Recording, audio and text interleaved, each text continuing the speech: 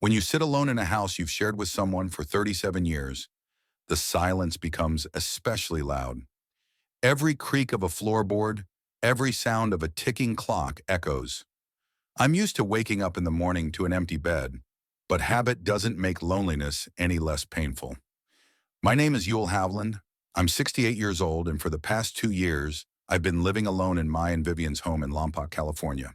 A small town where everyone knows each other and where secrets are especially hard to keep.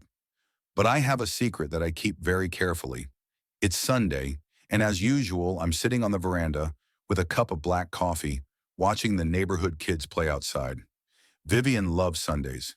She would make blueberry pancakes, and we would have breakfast on this very veranda, discussing plans for the week or just enjoying the morning chill. Vivien died of pancreatic cancer. We were diagnosed too late, when there was nothing that could be done. 6 months of agony that I'd rather forget, but I can't. I remember every detail, every minute spent in the hospital, every conversation with doctors who said the same thing. We're doing everything we can, Mr. Havlin. After Vivien died, our son Rosco came every week, checking on how I was doing, helping with chores around the house.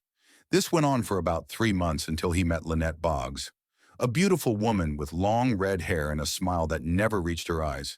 I immediately sensed something amiss, but Rosco was spellbound.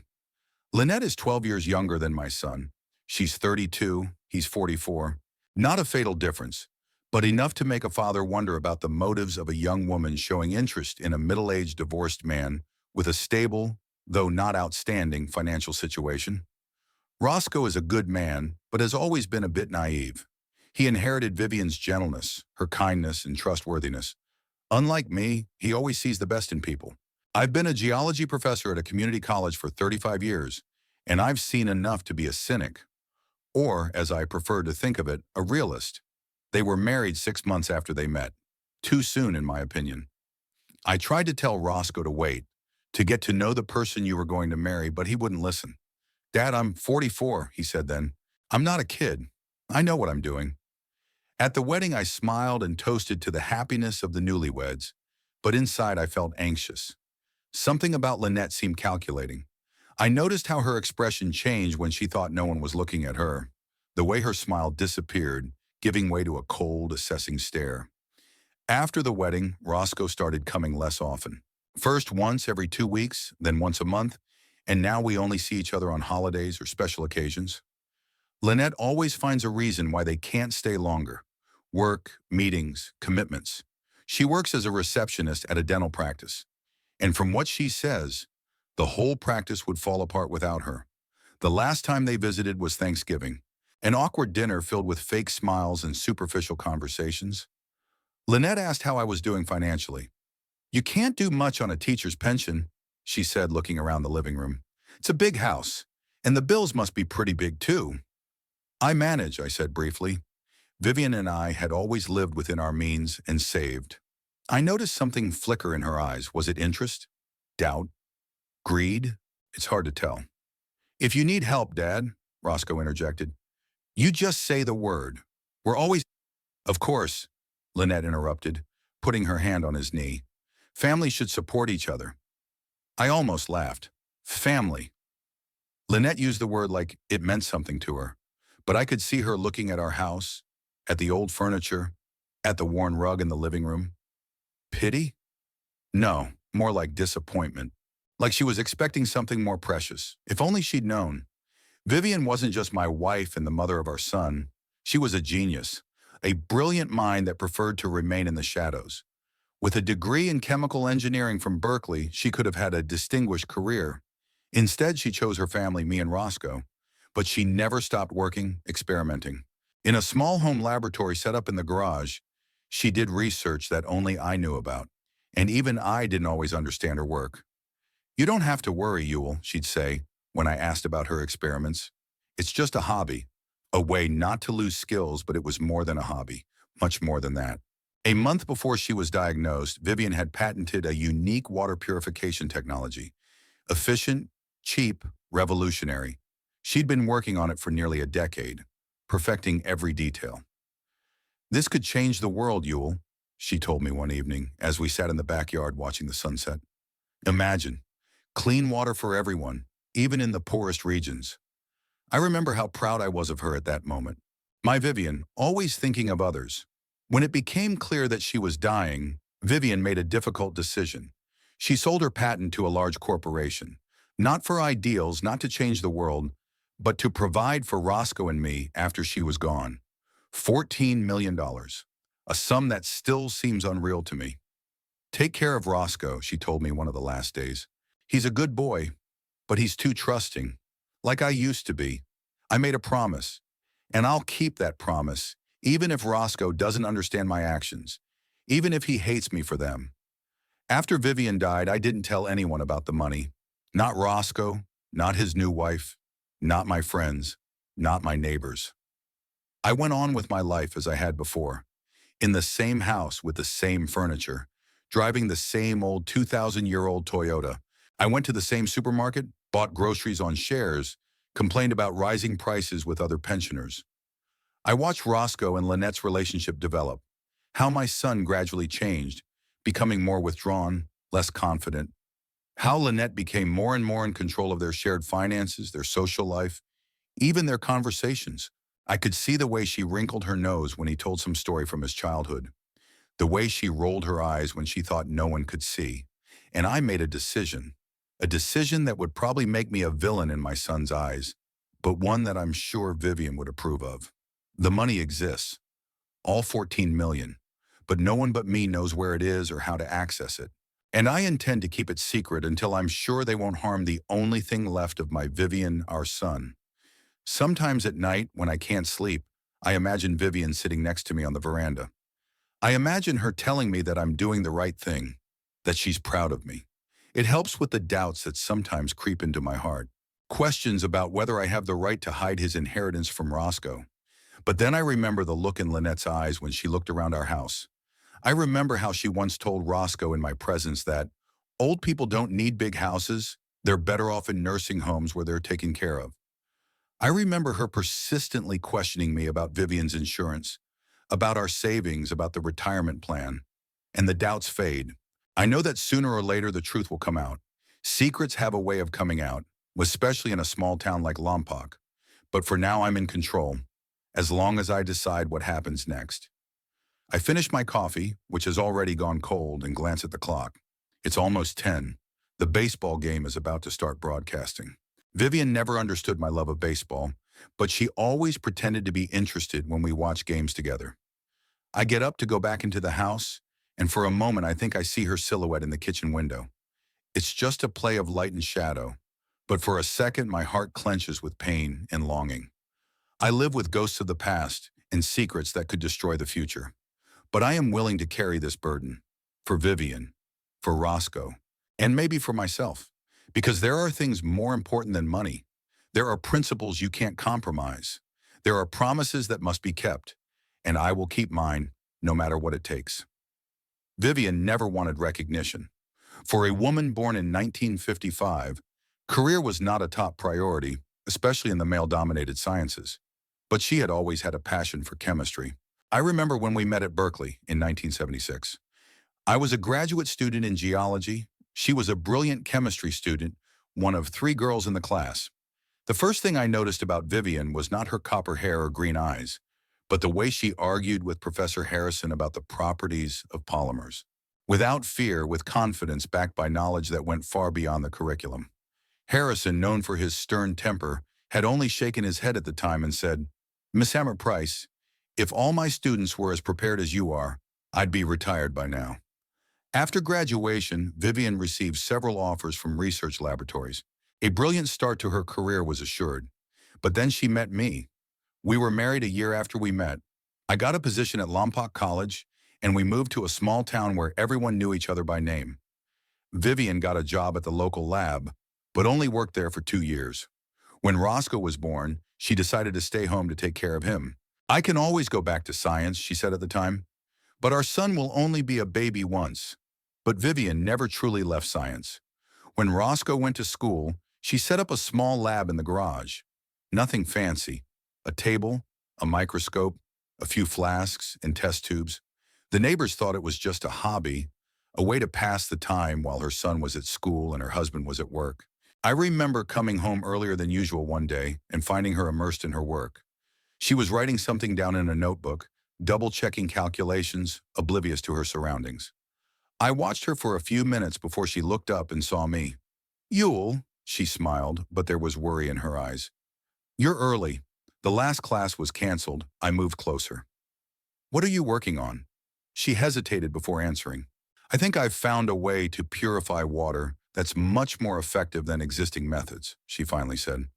"It's just a theory for now, but—" I could see her eyes light up as she began to explain her idea. Technical terms, chemical formulas, graphs. Most of it was beyond my comprehension, but Vivien's enthusiasm was infectious. "You should publish it," I said when she was done. "Or patent it. It could be important." Vivien shook her head. "It's still early. We need more tests, more data." And then she took my hand. "I'm happy the way I am. I don't need the fame." And so began her secret project. Years of research, trial and error. She worked at night when Rosco and I slept, or during the day when we were at work and school. I watched her home lab gradually expand, filling the entire garage. We began parking the car in the driveway, explaining to the neighbors that there was too much junk in the garage. Rosco suspected his mother was more than just a housewife. One day when he was about 12, he asked her bluntly, "Mom, you're inventing something out there in the garage, aren't you?" Vivien looked at me before answering. "Yes, honey, I'm working on something. But it's a secret, okay? Our family secret." Rosco nodded seriously, proud to be privy to an adult secret. But over time, as he became a teenager, his mother's scientific work no longer interested him. He had other concerns: school, friends, first crushes. And when he went off to college, he seemed to have completely forgotten about the family secret. By then, Vivien was close to a breakthrough. Her method of water purification, based on the use of special polymer membranes, was showing incredible results in the laboratory. She could purify even the most contaminated water with minimal energy. "Yule," she said to me one evening as we sat on the veranda, "I think it's time to patent my method." I remember being surprised at the time. "After all these years, why now?" "Because it works," she replied simply. "It really works, and it can help a lot of people." We found a patent attorney who helped us file all the necessary paperwork. Vivien insisted that the patent be in her name, not in the name of any company or institute. "It's my invention," she said. "I want to decide how I want to use it." The patent was granted in 1997. By then, Rosco had graduated from college and started working for a construction company in Santa Barbara. He came home once a month, always bringing flowers for Vivien and a bottle of whiskey for me. He had a girlfriend, Carol, whom he dated for 5 years. They planned to get married but never made it to the altar. Carol got a job offer in Seattle and left. Rosco was left heartbroken. Vivien tried to promote her invention, sending information to various water purification companies, but the response was meager. Big corporations didn't take a small-town housewife seriously, even with a patent in hand. "They don't even read my letters," she once said bitterly. "To them, I'm just a crazy old woman with crazy ideas."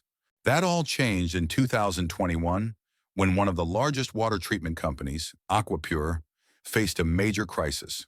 Their core technology was deemed unsafe for the environment, and they were urgently looking for alternatives. One of their researchers, while going through old patents, came across Vivien's work. I remember the day the Aquapure representative called. Vivien talked to him for almost an hour, answering technical questions, explaining the nuances of her method. When she ended the call, her eyes were glowing with excitement. "They want to meet, Yule. They're really interested." The meeting was set for the following week. Representatives from Aquapure came to our home in Lompoc.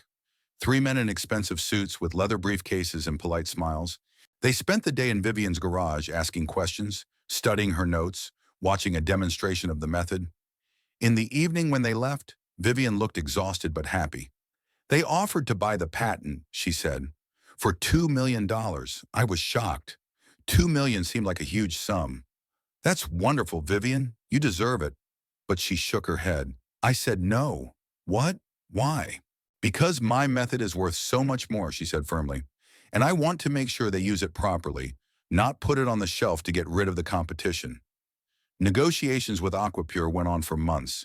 Vivien was firm in her demands. a much higher price, and guarantees that the technology would be actively used and developed. To my surprise, the company agreed to all the terms. And then Vivien became ill. At first it was just back pain, which we put down to age and long hours spent working in an uncomfortable position. Then she started having digestive problems.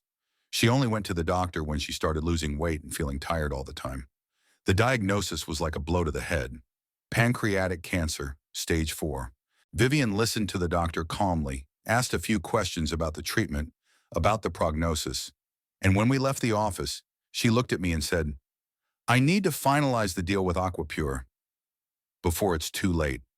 She called the company rep right from her car on the way home, said she was ready to sign the paperwork as soon as possible, didn't mention her diagnosis, didn't try to evoke pity or speed up the process because of her condition, just said it was time. The papers were signed a week later, $14 million for the patent and all related research. The money was transferred into a specially set up account that we both had access to. "Now you and Rosco will be provided for," Vivien said the evening after the papers were signed. "No matter what happens." I wanted to tell her I'd rather be poor, but with her by my side instead of all the millions of the world without her. But I couldn't. Instead, I just held her hand and watched the sun set over the horizon. Rosco arrived as soon as he learned of his mother's illness. He spent a lot of time with her, sitting by her bedside for hours, talking about his work, his plans, how he wanted her to get better and meet the girl he had recently started dating. Vivien said nothing to her son about the money, not a word about the patent, about the Aquapure deal. When I asked her why, she said, "This is not the time. He should remember me as a mother, not as a source of sudden wealth." I understood her decision and respected it. But when Vivien was gone, I faced a difficult choice: to tell Rosco about the inheritance or not. On the one hand, it was his mother's money, his inheritance. On the other, I knew that Vivien wanted to protect him from the possible problems that sudden money could bring. The solution came on its own, about 3 months after Vivien's funeral. Rosco brought his new girlfriend Lynette over to introduce us. They'd been dating for months, but Vivien's illness had kept putting it off. Lynette seemed too perfect, too beautiful, too attentive, too interested in my life, especially the financial part. She asked questions about the house, about the pension, about Vivien's insurance, all under the guise of caring, but with an obvious interest in numbers. "It must be hard to keep such a big house on a teacher's pension," she said at dinner, looking around the living room with an appraising eye. "I manage," I answered briefly. "Vivien and I have always been frugal. Rosco said you were a geology teacher," she continued.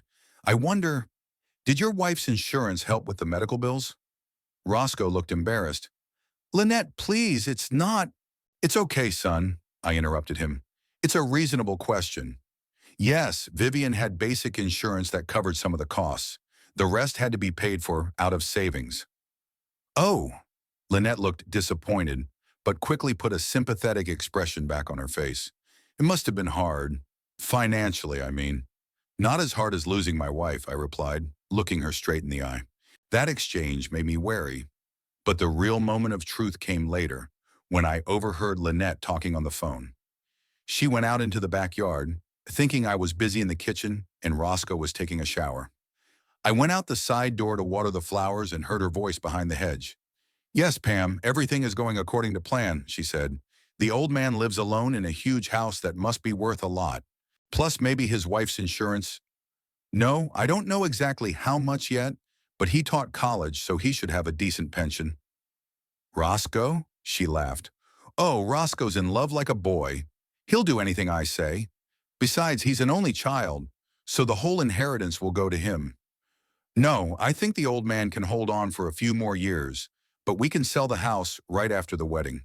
Convince him to move into something smaller, for his own good." "Ha ha, yeah, that's right.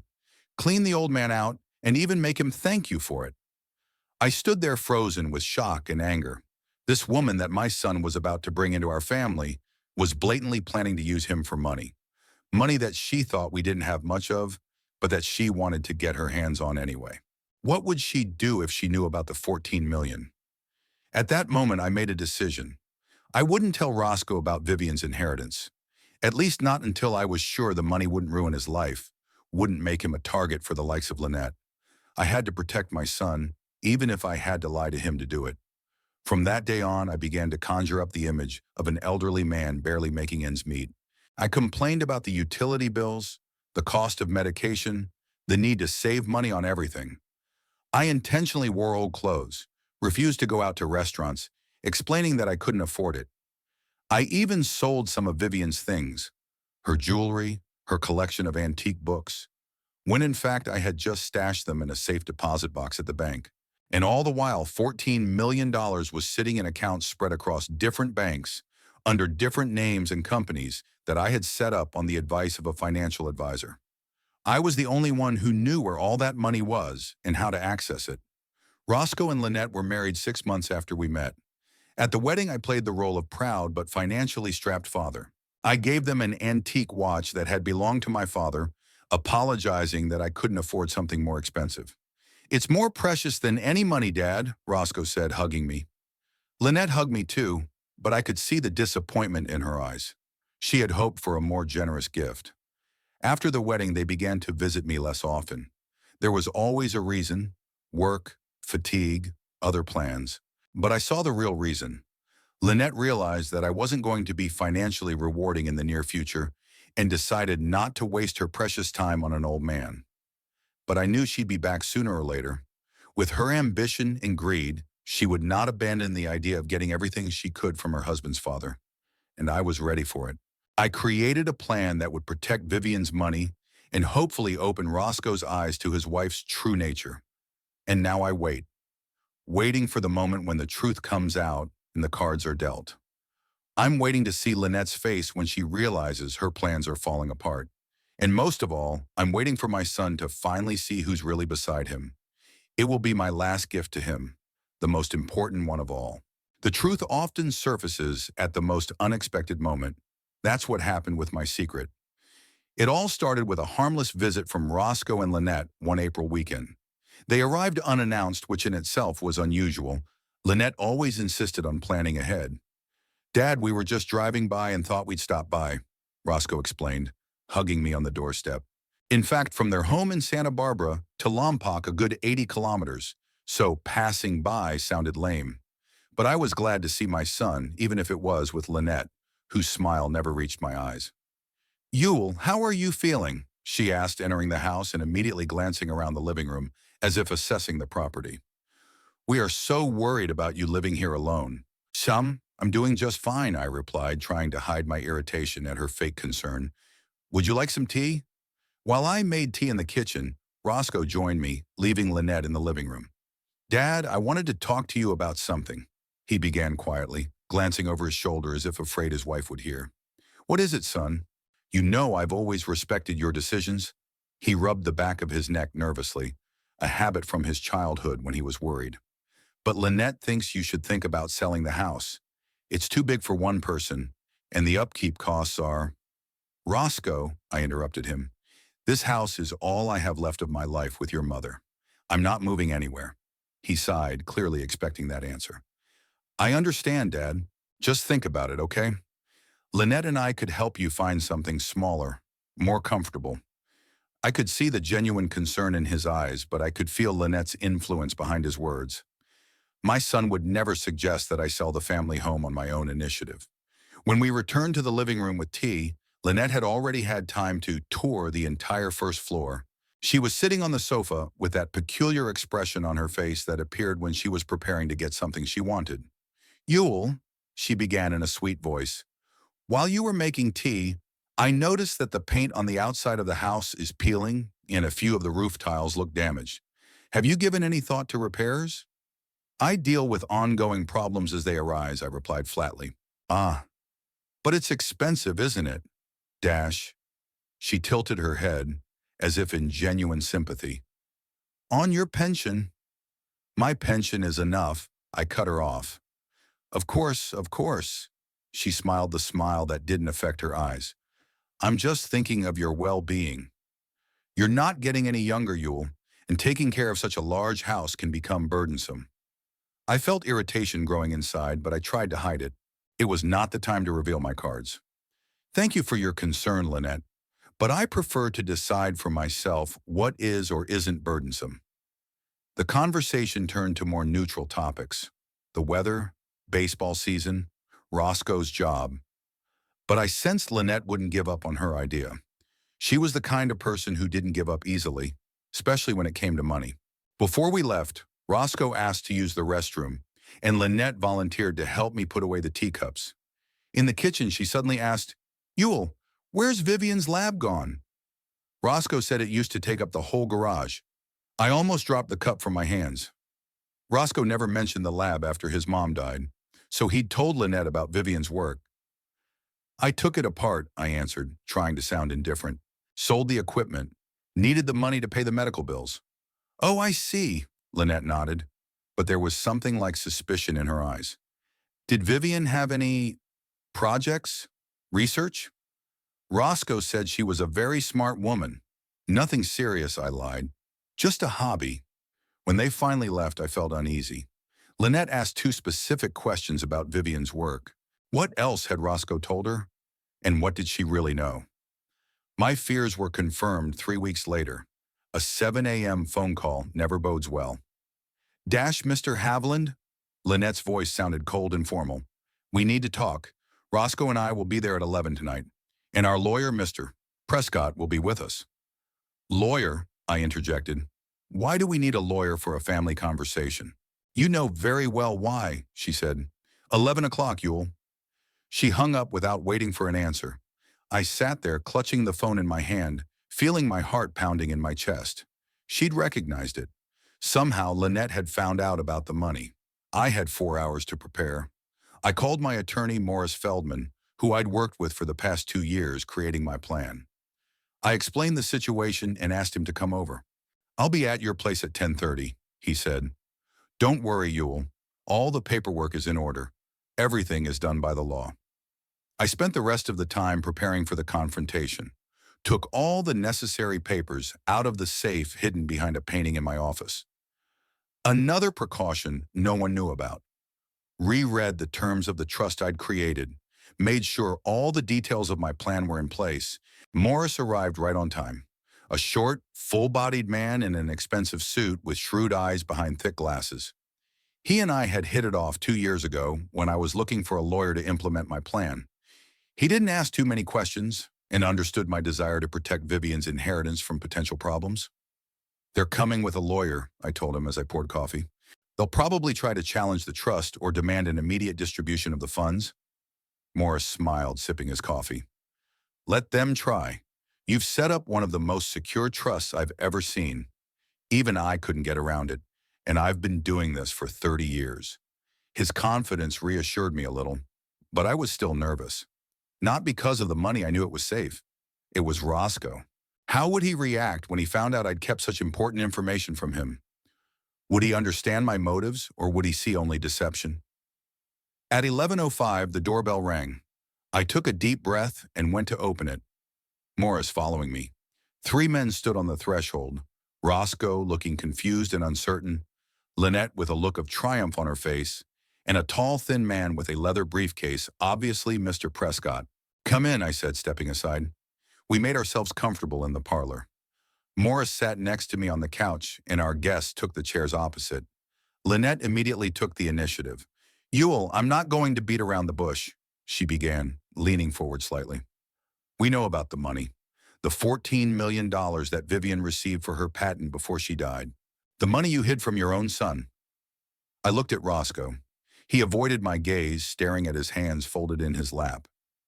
"And how did you find out about it, Lynette?" I asked calmly. "It doesn't matter," she cut him off. "What matters is that you deceived Roscoe. You deprived him of his rightful inheritance." "I didn't deprive Roscoe of anything," I replied. "I just took steps to protect his mother's inheritance." "Protect it?" She snorted. "From who?" "From your own son. From people who could use him for money." I looked her straight in the eye, and she looked away first. Mr. Prescott cleared his throat and joined the conversation. "Mr. Haviland, regardless of your intentions, the fact remains that you have concealed substantial funds that by law should be part of your late wife's inheritance and therefore should be divided between you and your son as her only child."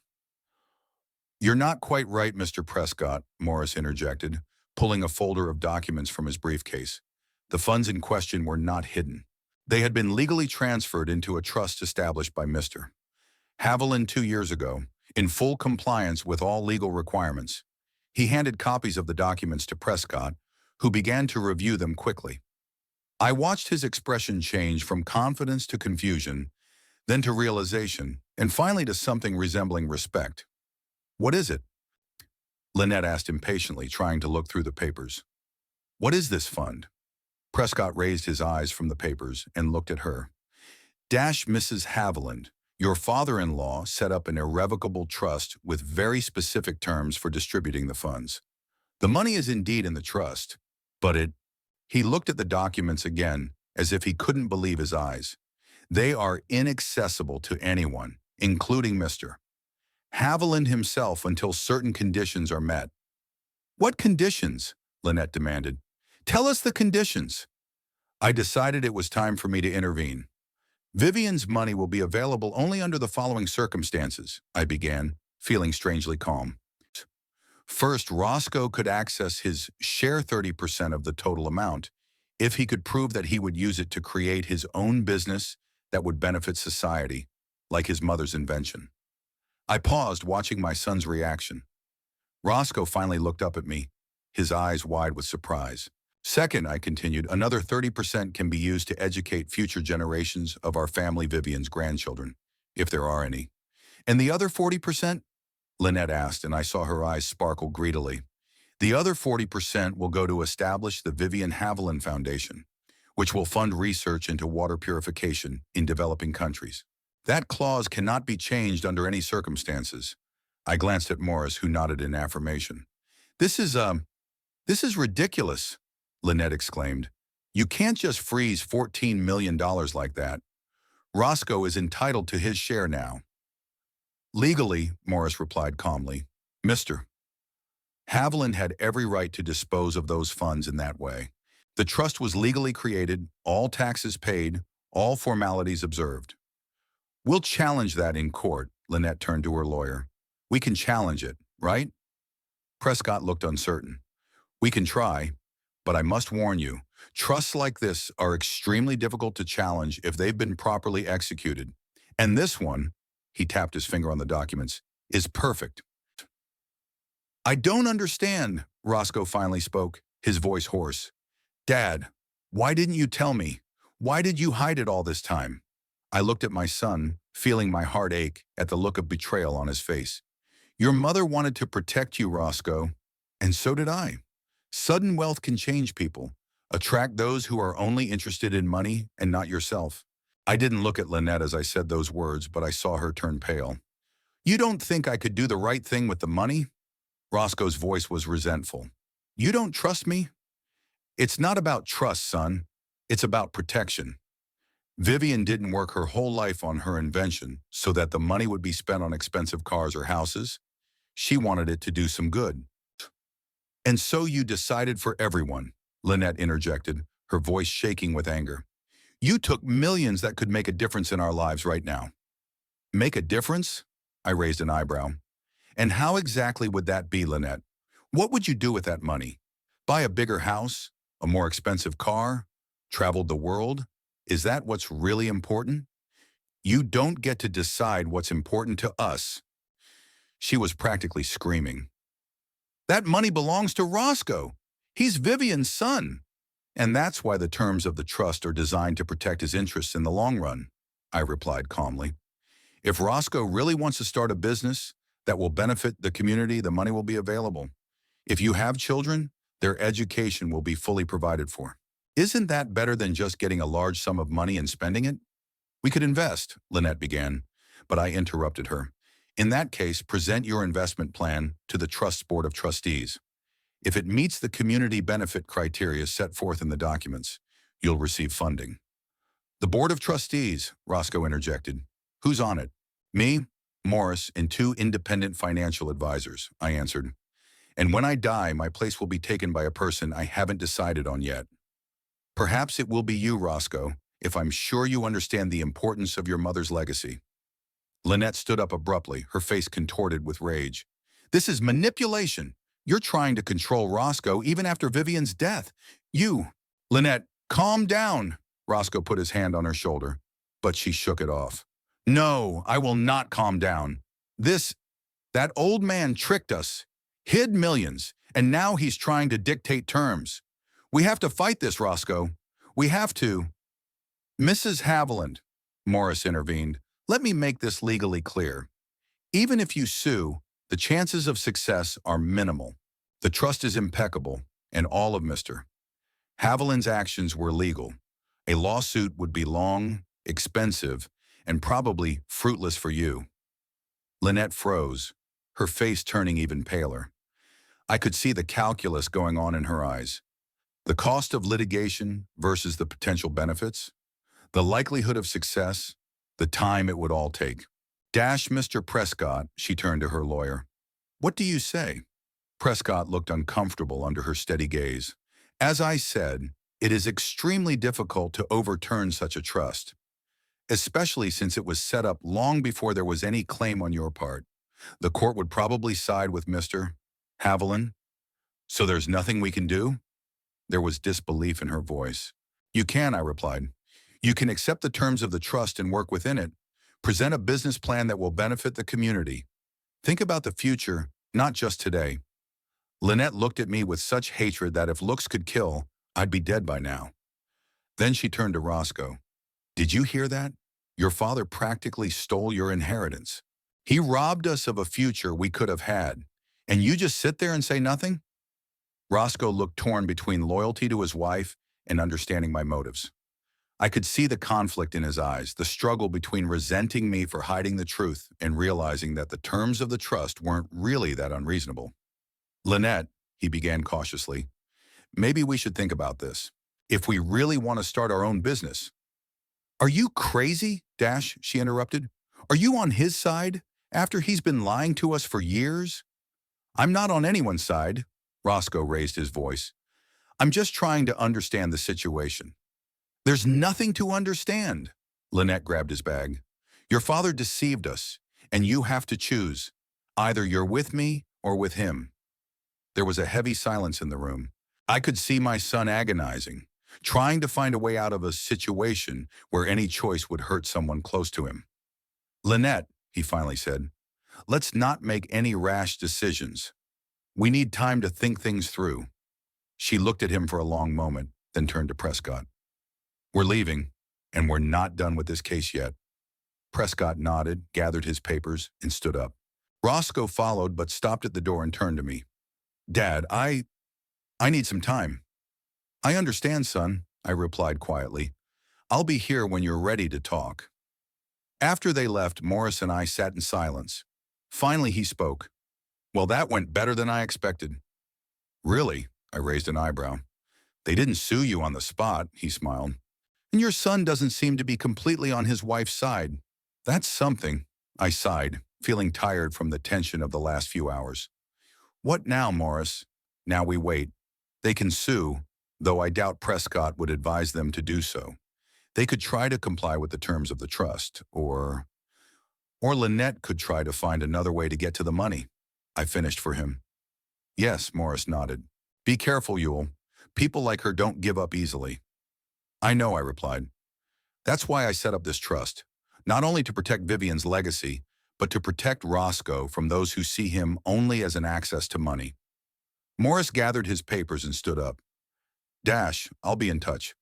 Call me if you need anything else. After he left, I sat alone in the living room, thinking about what had happened.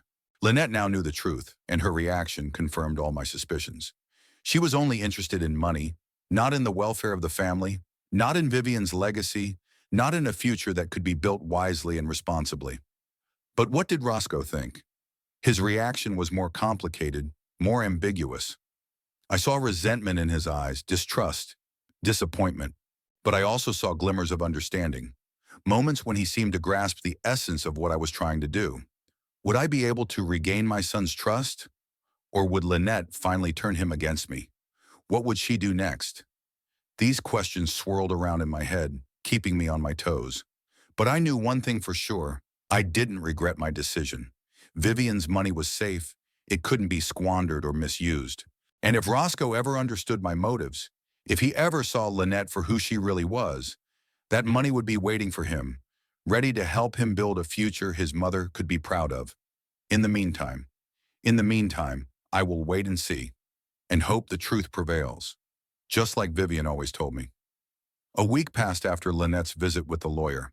I hadn't heard a word from Rosco, although I tried calling him several times.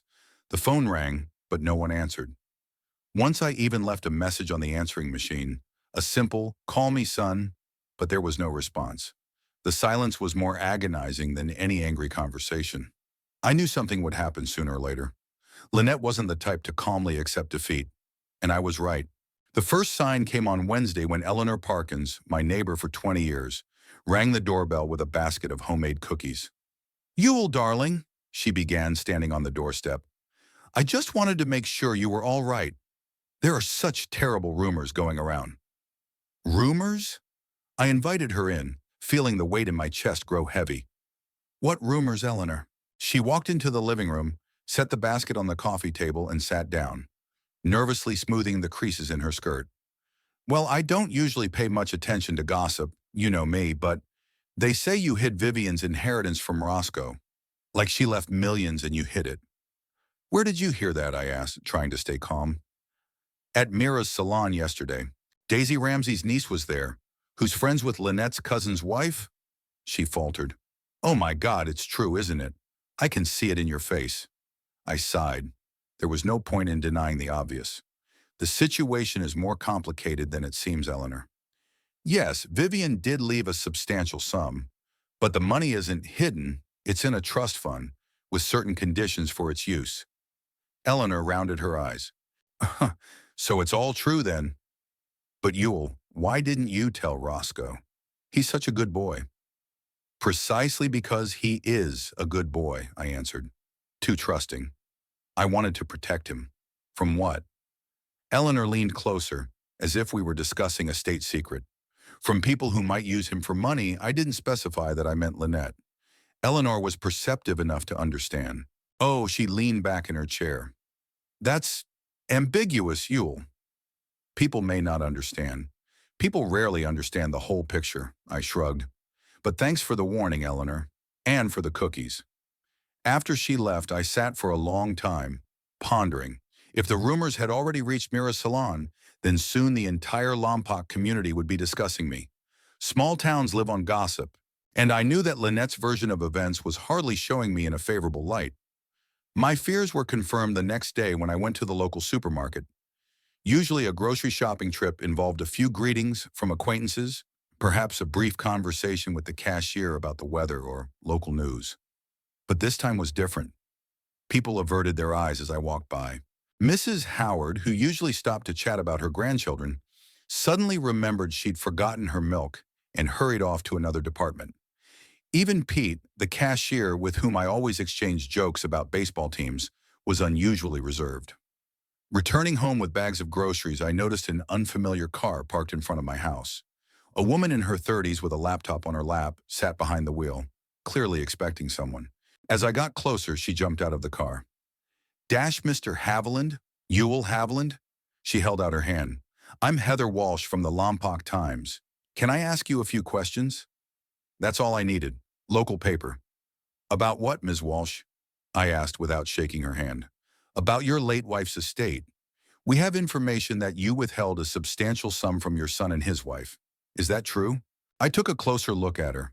Heather Walsh looked like a typical young reporter, bright, energetic, with her notebook at the ready and her eyes burning with excitement. To her, it was just an interesting story, a way to attract readers. "Dash Ms. Walsh, family matters are private. I don't think they're of public interest." $14 million isn't just family business, Mr. Haviland, she countered. "Especially when it's a patent that could help people around the world get access to clean water. Doesn't the public have a right to know what happened to that money?" I was surprised. She knew not only about the amount, but also about Vivien's patent. Lynette had obviously done some good preparatory work. "The money is in a trust fund," I answered dryly. "I know, and it will be used to help people get access to clean water, among other things." Now, if you'll excuse me, I tried to walk past her toward the house, but she wouldn't budge. Your daughter-in-law claims that you are manipulating your son, trying to control his life through this money. What do you say to that accusation? I stopped and turned to her. Ms. Walsh, I've lived in Lompoc for almost 40 years. Taught many of the people who now read your paper. Do you really think I'm the kind of man who would manipulate his own son? She looked slightly embarrassed, but quickly regained a professional expression. I'm just asking questions, Mr. Havlin. As a journalist, I have to present both sides of the story. Then here's my side. I'm protecting my wife's legacy and my son's future. The rest is none of your business. Good day to you. I walked into the house and closed the door without looking back. Through the window, I saw Heather Walsh standing in front of the house for a while, writing something in her notebook. And then she got into her car and drove away. I knew this was just the beginning. If Lynette had gotten the local press involved, then she was serious about tarnishing me in the eyes of the community. A small town's a dangerous place for people with bad rumors. People stop saying hello. Invitations to social events stop coming. You become an outcast in your own home. But worst of all, I couldn't talk to Rosco. Explain my position to him, help him see his wife's true nature. Lynette was obviously doing her best to isolate him from me. That same evening, Morris called. Ewell, did you see today's edition of the Lompoc Times? No, what's in it? An article about you and the trust situation. It's pretty one-sided, I have to say. You're practically portrayed as the villain who deprived your son of his rightful inheritance. I sigh. She works fast, that Heather Walsh. Your sister-in-law and sources close to the family are being quoted, Morris continued. And they say you were always against Roscoe's marriage, that you tried to control his life, and that setting up the trust was just a way to continue that control after your wife's death. Have they presented my position? Minimally. They mention that you filed a claim to protect your wife's legacy, but no details. They end with you refusing to comment further. Shigunam. Well, that's to be expected. I rubbed my eyes, feeling tired. What now, Morris? We could file an official retraction, demand that the paper present your point of view more fully, or even threaten a libel suit, and turn it into a bigger scandal? No, I don't think that would help. Then you'll just have to get over it, Ewell. People will talk and forget. There's always a new sensation. But Morris underestimated Lynette. She wasn't going to let people forget. The next day, I got a call from Henry Lawson, chairman of the local Veterans Club, of which I'd been a member for the past 10 years. Ewell, I hate to say this, but the committee has decided to ask you to temporarily refrain from attending club meetings until the situation with your family's cleared up. Henry, we've known each other for 30 years, I said, my anger rising inside me. Do you really believe everything you read in the papers? It's not about what I believe, Ewell. It's about the reputation of the club. We can't have scandals. I see, I interrupted him. Don't worry, Henry, I won't cause any trouble. That call was followed by others. The library board, where I was a volunteer, suddenly decided they no longer needed my help. The Lompoc Conservation Group, which Vivien and I had been a part of since its inception, sent an email asking me to take a pause in my involvement. One by one, the bridges linking me to the community were crumbling. I felt like an outcast in the town I had considered home for nearly 4 decades. On Saturday morning, when I went out to pick up the mail, I found that someone had written in red paint on my driveway, "Return the money to your son, old lord." It was a low blow. It's one thing to get cold stares from neighbors or refuse to participate in community events, but vandalism. Lynette was really turning the whole town against me. I spent 2 hours scrubbing the paint off, feeling the stares of neighbors passing by. No one stopped to offer help. No one even asked what was wrong.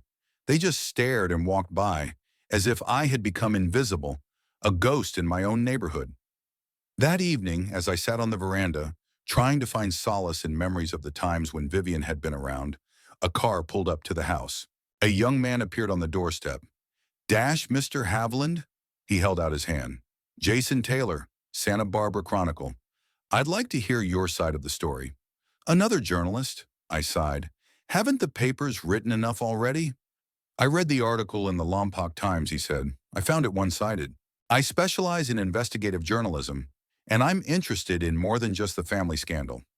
I'm interested in your wife's work, the patent, The water purification technology. It could be an important story. His interest in Vivien's work, not just the conflict, intrigued me. Come in, Mr. Taylor. We talked for almost 2 hours. I told him about Vivien, about her research, about the technology that could change the lives of millions of people, her decision to sell her patent before she died to secure her family's future. I explained why I'd set up a trust with special terms, though I didn't mention my suspicions about Lynette. I'd like to learn more about the patent, about Aquapure, about the technology itself, Jason said when I was done. Ketron on turn. With your permission, I'd like to conduct a full investigation. Do whatever you think you need to do, I said. I just want the truth to come out. After Jason left, I felt strangely relieved. For the first time since this nightmare had begun, someone wanted to hear my side of the story. Someone interested not just in the money, but in Vivien's life, her work, her legacy. The next day I saw Rosco sitting in his car in front of the house. He didn't go in, just stared at the house as if gathering his thoughts. I got out and walked over to him. "Hi, Dad," he said quietly, rolling down the window. "Rosco," I put my hand on the car door. "It's good to see you, son." "Yeah?" "I was just driving by." He didn't look me in the eye. "You want to come in? Talk?" He shook his head. "I don't think that's a good idea." "Lynette, Sigram." "Lynette doesn't need to know," I interrupted. "This is between us, Rosco." He finally looked at me. His eyes were a mixture of hurt and confusion. "Why didn't you tell me, Dad? About the money? About Mom's job? You've been lying to me all these years." "I didn't lie, son. I just didn't tell the whole truth. I promised your mother I'd protect you." "Protect me from what?" "Your own inheritance? From people who are only attracted to money," I answered quietly. "From those who would use you for access to fortune." Rosco gripped the steering wheel so hard his knuckles turned white. "You're talking about Lynette." It wasn't a question. "I'm talking about anyone who sees you not as a person, but as a means to make money." "Lynette loves me," he said with uncertainty in his voice. "She cares about me. Then why is she turning you against me? Why spread rumors all over town? Why threaten to sue me? She's just protecting my interests. Your interests or yours?" I sighed.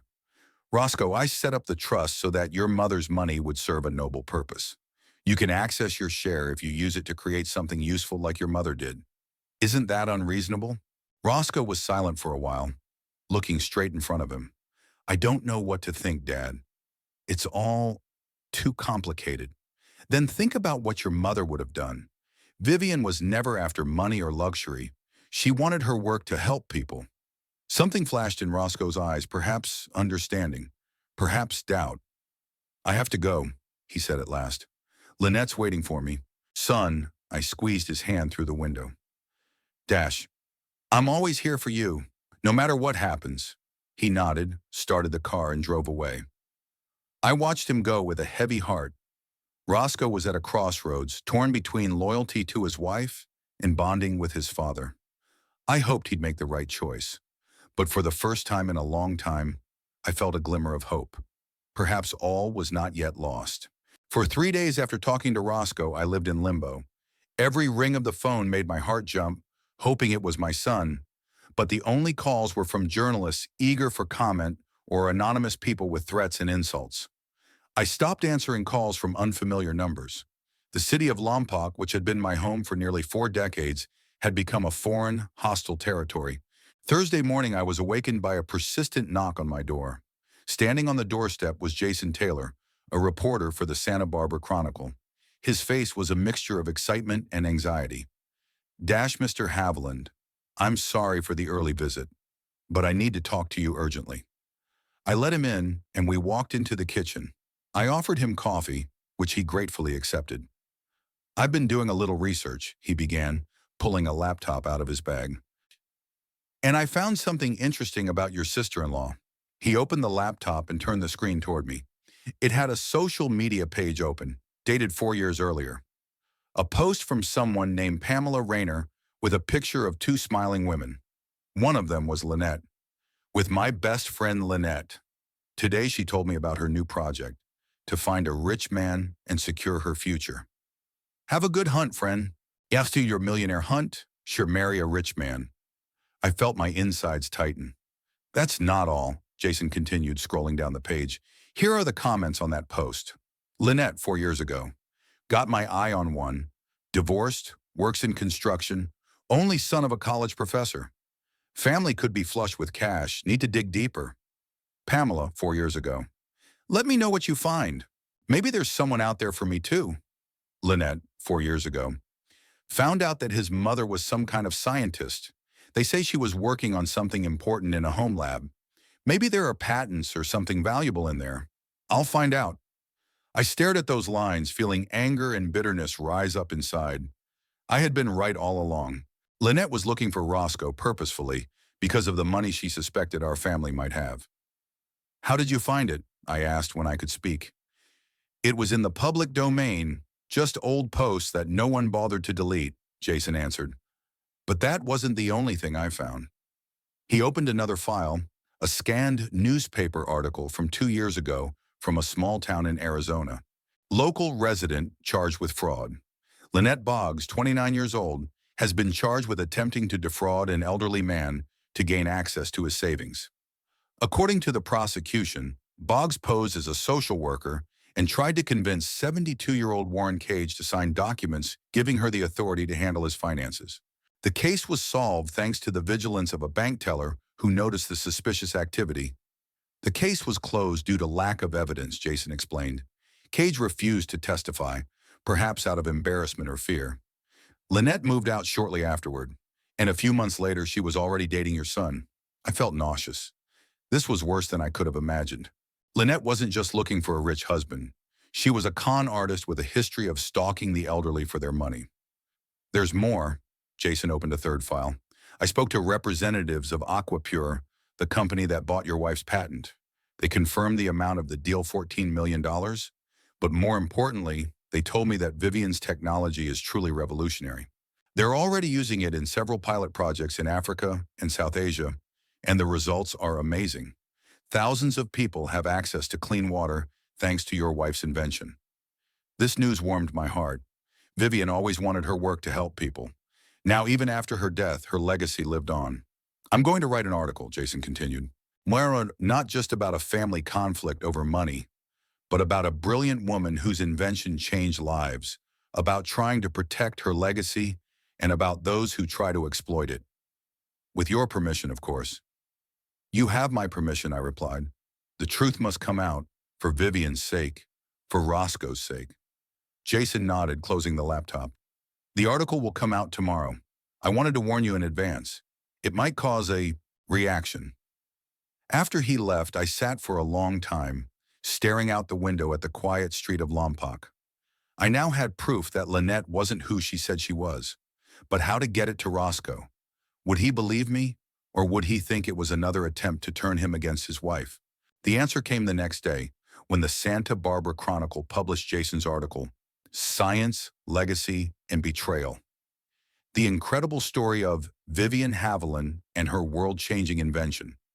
The article took up almost an entire spread, with photos of Vivien in her home lab, patent documents, images of Aquapure projects in developing countries, and of course, screenshots of Lynette's posts and an article about her previous fraudulent activities. My phone rang at 10 in the morning. It was Rosco. His voice sounded hoarse, like he'd been screaming or crying for a long time. Dad, I just read the article. Is it true? About Lynette? Yes, son, I answered quietly. I'm sorry. The silence on the other end of the line lasted so long, I thought he'd hung up. Rosco, are you there? Yeah. His voice was barely audible. I don't know what to do, Dad. I don't know what to think. Come home, I said. We'll talk. I can't.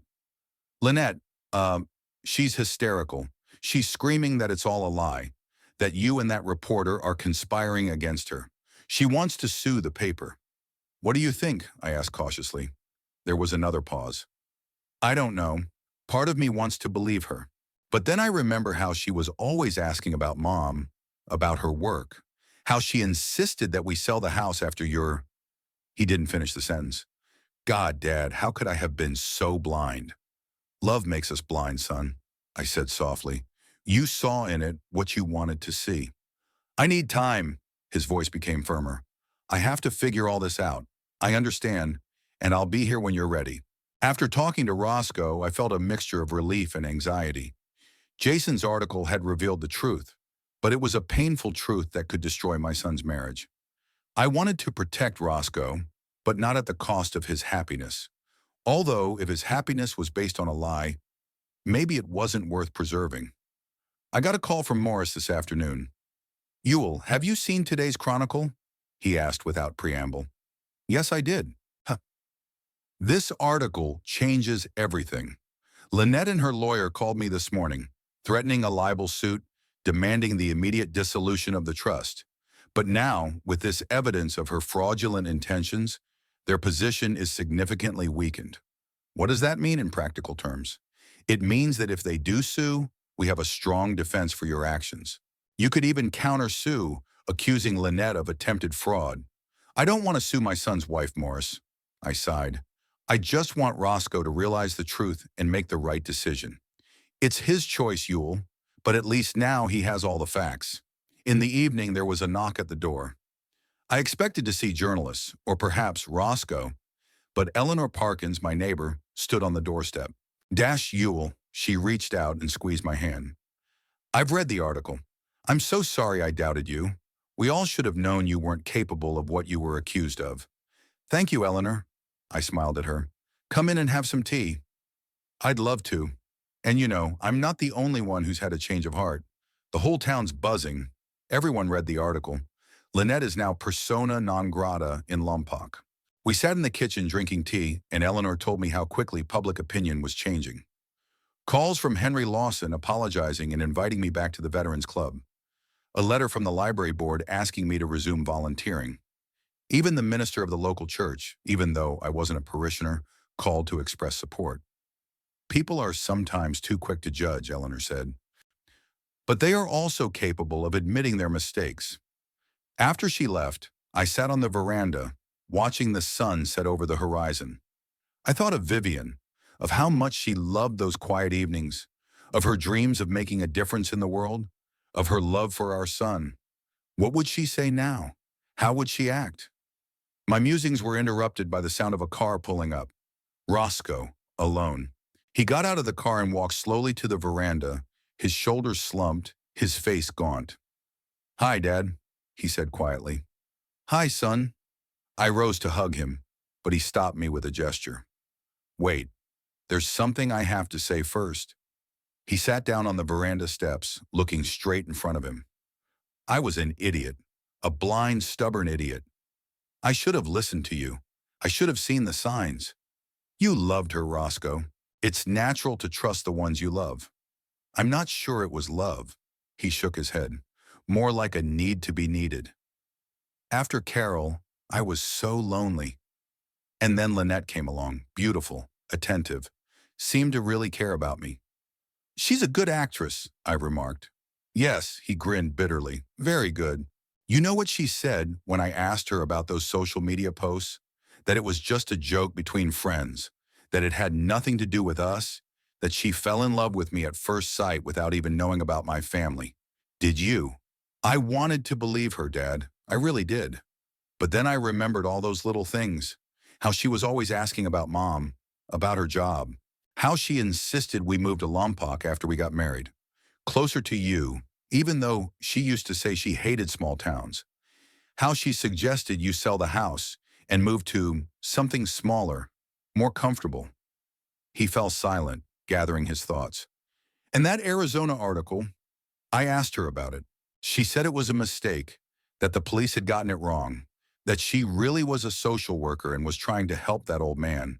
But her eyes, there was no sincerity in them, Dad. Just calculating, just thinking about how to get out of it. What are you going to do? I asked cautiously. I don't know, he ran his hand through his hair. We had a fight, a big one. She screamed that she would destroy you, the journalist, and the paper, that she'd sue everyone, that she'd prove it was all lies. And then she suddenly switched gears. She started talking about how much she loved me, how happy we could be if only we had access to money, how we could travel, buy our dream house, start a new life. And what did you say? I asked her if she loved me or my potential inheritance. She burst into tears, said I was cruel, that I was just like you, suspicious, distrustful, that if I really loved her, I would never doubt her feelings. Rosco looked up at me, eyes full of pain. Classic manipulation, huh? Turning it around like it's my fault? It's called gaslighting, I nodded. Chiaruas, making you doubt your own perception of reality, your own feelings and thoughts. How could I have been so blind, Dad? How could I not see it all? We see what we want to see, son, especially when it comes to love. We sat in silence, watching the last rays of sunlight color the sky in shades of pink and orange.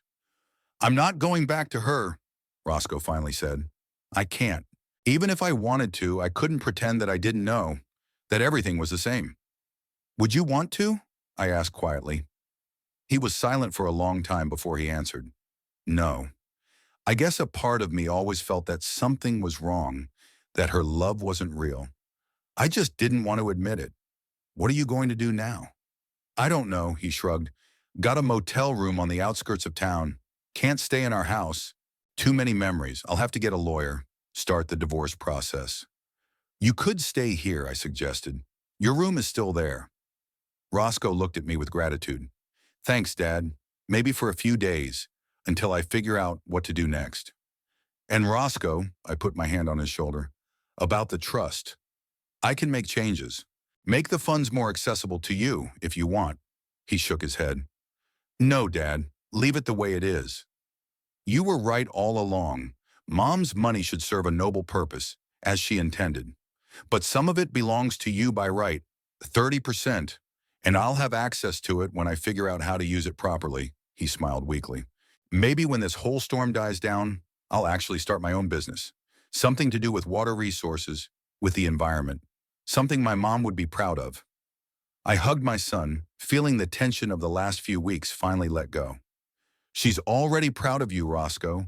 Wherever she is now, she's proud that you had the strength to see the truth and do the right thing. I miss her, he whispered, every day. Me too, son. Me too. We sat on the veranda until late at night, talking about Vivien, about her work, about her dreams and hopes. I told Roscoe stories he had never heard about how we met at Berkeley, about the early years at Lompoc, about her experiments in the garage, about her decision to sell her patent before she died. He listened with the avidity of a man discovering a new facet of a loved one he thought he knew completely. I'd like to know more about her invention, he said when I finished the story. How it works, how it helps people. I have all her notes, all her research. They're yours if you want them. I do, he nodded. Maybe I can continue her work. Not as chemist, of course, but by helping to implement her technology, to disseminate it, to make it available to those who need it. That would be wonderful, Roscoe. That's exactly what she'd want. When we finally got inside, it was well past midnight. I showed Roscoe his old room, hardly changed since he left for college years ago. Posters of rock bands on the walls, bookshelves filled with textbooks and novels, sports trophies on the dresser. God, it's like time travel, he grinned. You didn't change anything. I didn't see any reason to, I shrugged. It's your room, always has been and always will be. He hugged me tightly, like he hadn't hugged me in years. Thanks, Dad, for everything, for trying to protect me, for not giving up, even when I turned my back on you. That's what fathers are for, son. I patted him on the back. Now get some rest. Tomorrow will be another day. I walked out, closing the door behind me, and leaned against it for a moment, feeling tears come to my eyes. My son was home. The truth had triumphed. Vivien's legacy was protected, and though I knew there were still many challenges ahead, Roscoe's divorce, possible litigation with Lynette, the long process of rebuilding his life, I felt a peace I hadn't felt since Vivien's death. She would approve. She would understand. Before going to bed, I walked to my office and pulled out of my desk drawer a photograph of Vivien, taken shortly before her illness. She was standing in her lab, smiling into the camera, holding a flask of some kind of clear liquid. Her eyes shone with that special light that appeared whenever she was passionate about her work. We did it, Vivien, I whispered, looking at the photograph. Your legacy is safe. Our son is home. Everything is going to be okay. And for the first time in a long time, I truly believed it. Rosco lived in my house for 2 weeks. 2 weeks of relative peace as we slowly rebuilt our broken bonds. We talked about Vivien, about her work, about his plans for the future. He started going through her research notes, trying to understand the principles of the water purification technology she had developed. Sometimes I caught him in her former lab, the garage I had remodeled again after her death, sitting over her notebooks with the same focused expression I had so often seen on her face. The silence was deceptive. We both knew Lynette wouldn't give up so easily. Wednesday morning, as we were eating breakfast, the doorbell rang. A sheriff's officer stood on the doorstep with papers in his hands. Mr. Ewell Haviland? He asked in an official tone. Yes, that's me, I answered, feeling my insides clench. You are being served with a subpoena. He handed me an envelope. You are charged with slander, defamation, and willful infliction of emotional distress on Lynette Haviland. I took the envelope, trying to remain calm. Thank you, officer. I got the paperwork. After he left, I returned to the kitchen, where Rosco was waiting with a tense expression on his face. Did Lynette sue? He asked, though the answer was obvious. Yes, I placed the envelope on the table. She's suing me for slander, defamation, and emotional distress. Damn it, Rosco shook his head. I should have seen this coming. She threatened to sue everyone. You, the reporter, the newspaper. We were ready for it. I tried to reassure him. Morris warned me it was possible. I called Morris, who arrived an hour later. We sat in the living room studying the papers. It's a weak claim, Morris said after reading it. She claims that everything published in the article is a lie, that the social media screenshots are faked, that the Arizona fraud story was a mistake and she was fully vindicated. But she has no evidence of forgery, and the Arizona newspaper article is an official document. What should we do? Rosco asked. Defend ourselves, Morris shrugged, and maybe countersue. We have proof of her intentions, her past. We can accuse her of attempted fraud, of slandering your father, of spreading false rumors throughout Lompoc. Rosco looked worried. I don't want to turn this into a war, he said. I just want it to be over. Unfortunately, your wife seems to have a different attitude, I remarked. Ex-wife, Rosco corrected. I filed for divorce yesterday. That was news to me. Rosco didn't talk about his plans, and I didn't press him, realizing that he needed time to make a decision. Are you sure? I asked cautiously. Absolutely, he nodded. After everything I've learned, I can't stay with her. It would be unfair to myself. Morris coughed. In that case, we need to coordinate our actions. The divorce proceedings and the libel suit could affect each other. We spent several hours discussing defense strategy, possible counter-arguments, witnesses we could bring in. Morris was thorough and methodical, looking at every aspect of the case from every angle. The key is not to panic, he said as he was about to leave. We have a strong position. The truth is on our side. On Monday, the day before the preliminary hearing, Lynette showed up on our doorstep. She looked different, not as confident, not as perfect. Hair gathered into a simple ponytail, minimal makeup, plain clothes instead of the usual expensive outfits. I want to talk to Rosco, she said when I opened the door. He's not home, I answered, which was true. Rosco had gone to Aquapure to learn more about Vivien's technology and its applications. Then I'll wait. She made a movement to enter, but I didn't back down. I don't think that's a good idea, Lynette. Considering you're suing me, I wanted to talk about that too. Her voice sounded softer than usual. I made a mistake, Ewell. I acted impulsively, out of resentment. I'm willing to drop the suit if we can come to an agreement. What kind of settlement? I asked, already guessing the answer. I know that Rosco has filed for divorce, she sighed, and I realize that my past actions look bad. But I do love him, and I want to make things right. What exactly are you suggesting, Lynette? Let's sit down and talk like adults. Discuss the terms of the trust, see if we can change some of the clauses. If we can agree, I'll drop the suit, and Rosco might reconsider the divorce decree. So, it all came down to money again. Despite all the revelations, all the scandals, Lynette was still trying to get access to Vivien's inheritance. Come in. I finally backed off. But I can't speak for Rosco. The decision to divorce is his alone. We sat down in the living room. Lynette looked around as if looking for a change since her last visit. The terms of the trust are not subject to change, Lynette, I said firmly. They were set up in accordance with Vivien's wishes. But you set up the trust after her death, she objected. How do you know what she would have wanted? I knew Vivien for 40 years. We weren't just husband and wife. We were partners, friends, like-minded. I know what she wanted for her invention, for her legacy, for her son. Lynette changed tactics. Ewell, I realize you never approved of me, and perhaps you had reason to be suspicious. But I've changed.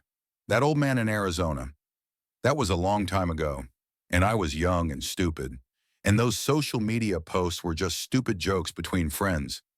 I really fell in love with Rosco as I got to know him better. I watched her, marveling at her acting skills.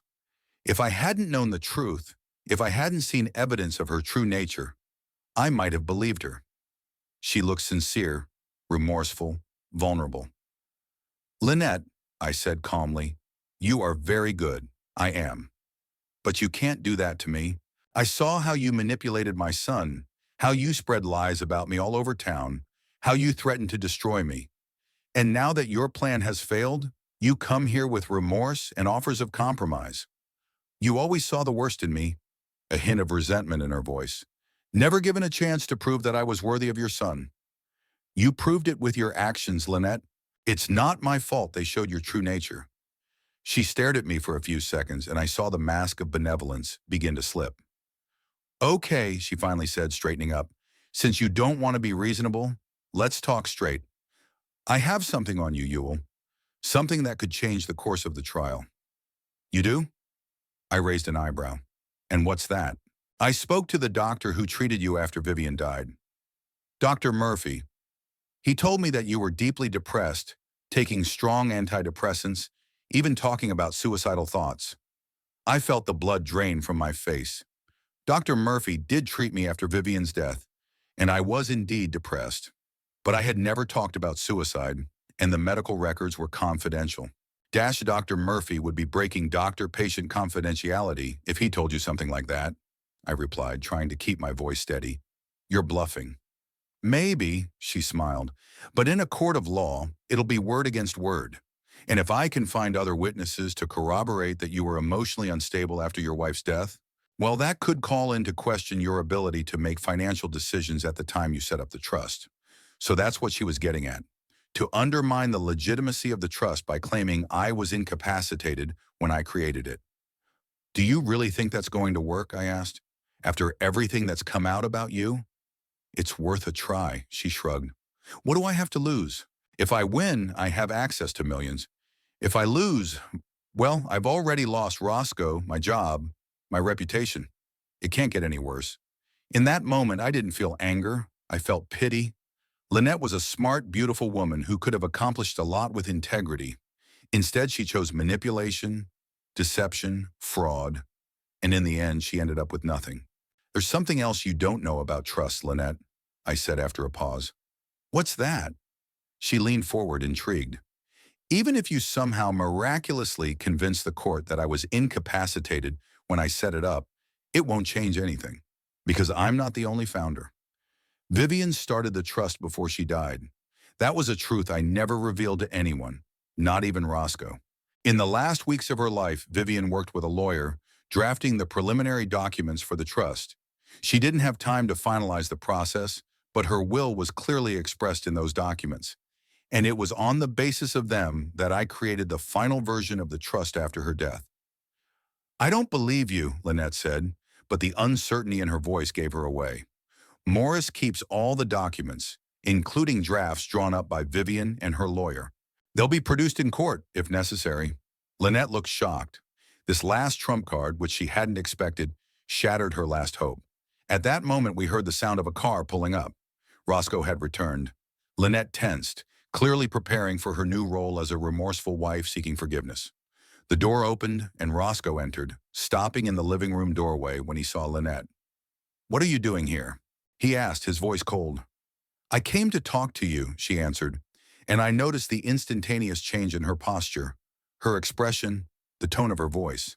From the hard, calculating woman who just threatened me, she changed to a fragile, vulnerable one. "There's nothing to discuss, Lynette." Rosco put the car keys on the table by the door. "You sued my father. You tried to smear him in the eyes of the whole town. You lied to me from the beginning of our relationship. I made mistakes. She stood up, taking a step toward him. I admit that, but I do love you, Rosco, and I'm ready to make things right. How? He crossed his arms over his chest. How can you undo everything you've done? I'll drop the lawsuit, she said quickly. I'll publicly apologize to your father, to the whole town. I'll do whatever it takes to prove I've changed. Rosco stared at her for a long moment, and I was troubled to see the shadow of doubt in his eyes. Despite everything he'd learned about her, a part of him was still attached to Lynette, still wanted to believe in the possibility of redemption. You're going to do all this for nothing? He asked skeptically. Without any conditions? Lynette hesitated, realizing that her next words could decide everything. All I want is for you to give us another chance, she said quietly. I want you to let me prove that I can be the wife you deserve. I could see Rosco struggling with himself, saw a part of him want to believe her, want to get back what he thought they had. Rosco, I couldn't keep quiet. Just now, before you got here, Lynette threatened me, said she'd find witnesses to prove I was incapacitated when the trust was created, that she'd undermine the legitimacy of all the documents. Rosco turned to Lynette, his face changed. Is that true? Your father misunderstood, she said quickly. I was just talking about the possible legal strategies my lawyer suggested, but I rejected them. I came here in peace, Rosco, to make things right. Stop lying. Rosco suddenly bellowed, and I was struck by the force of his anger. For once in your life, tell the truth. Lynette backed away, shocked by his outburst, and then her mask finally came off. Okay, yes, I want the money. Money that rightfully belongs to you, Rosco. Money we could use to build a beautiful life, but your father decided he knew best how to use it, that you didn't deserve control over your own inheritance. The terms of the trust were set in accordance with my mother's wishes, Rosco replied calmly, and I agree with them. Money should serve a noble purpose, not just provide a lavish lifestyle. Noble purposes? Do you really believe that? Or are you just repeating your father's words like a good little boy? Go away, Lynette, Rosco said quietly but firmly. I have filed for divorce and I will not change my mind. Our marriage was a mistake from the beginning. You'll regret it, she grabbed her bag. You'll both regret it. I'm not dropping the suit. I'll find a way to prove the trust is illegal. And when I get that money, and I will, believe me, you'll be biting your elbows for rejecting my peace offering. She stalked out of the house, slamming the door so hard the glass shook. Were you really willing to give her another chance? I asked Rosco. No, I knew who she was. I knew what she wanted. I just wanted to hear it from her, without masks or pretense. On the day of the trial, all of Lompoc seemed to gather at the county courthouse. The story had gotten so much publicity that even people from neighboring towns came to see the proceedings. Morris was as calm and confident as ever. We had all the documents, the testimony, the evidence. Lynette's lawyer, a young ambitious fellow named Gregory Thompson, looked less confident, consulting his notes frequently, nervously adjusting his tie. The trial was short and unambiguous. The judge, an older man with shrewd eyes, listened attentively to both sides, studied the documents, and made a decision. Lynette's claim is dismissed as unfounded. She is ordered to pay court costs and attorney's fees on my part. Moreover, the judge added, I recommend that the district attorney consider filing perjury and attempted fraud charges based on the record before this court. Lynette sat as pale and motionless as a statue. When the judge concluded the hearing, she stood up and walked quickly out of the courtroom without looking at anyone. Her lawyer hurried after her, clearly upset with the outcome of the case. What now? Rosco asked as we left the courthouse. Now we move on, I replied. You finalize the divorce, continue to study Mom's work, maybe start your own business related to her technology. And you, I wondered. The last few months had been so filled with conflict, with struggle, that I rarely thought about what came after. I don't know, I answered honestly. Travel, perhaps. I always wanted to see the world, but your mom didn't like long trips. Or maybe I'll write a book about Vivien, about her work. Let people know how amazing she was. Despite our victory, I felt a strange emptiness. Lynette had been exposed, the trust protected, her reputation restored, but at what cost? My son had seen his marriage, albeit one based on lies, crumble. I was forced to reveal Vivien's last secrets. And though we won the battle, the war left scars. A week after the trial, Rosco moved out of my house. He found a small apartment in Lompoc, not far from the Aquapure office, where he began working as a consultant. He came over for dinner every Sunday, but I could see a certain detachment in his eyes. Perhaps a part of him still loved Lynette. Or maybe he couldn't fully forgive me for keeping the truth about his mother's inheritance from him all these years. I was alone in the big house, holding memories of Vivien, of our life together, of little Rosco running through the hallways. Sometimes the loneliness seemed unbearable, but I had a sense of moral victory, the knowledge that I had kept my promise to Vivien. I had protected her legacy and our son from those who saw them only as a source of money. And I had plans. A new life that I would start on my own terms. A book about Vivien, traveling to places where her technology was helping people. Perhaps a foundation in her name that would support young scientists, especially women, in their research. Life goes on, even when it feels like the world is crumbling around you. And sometimes through the ruins of the old sprout the seeds of something new, unexpected, perhaps even better.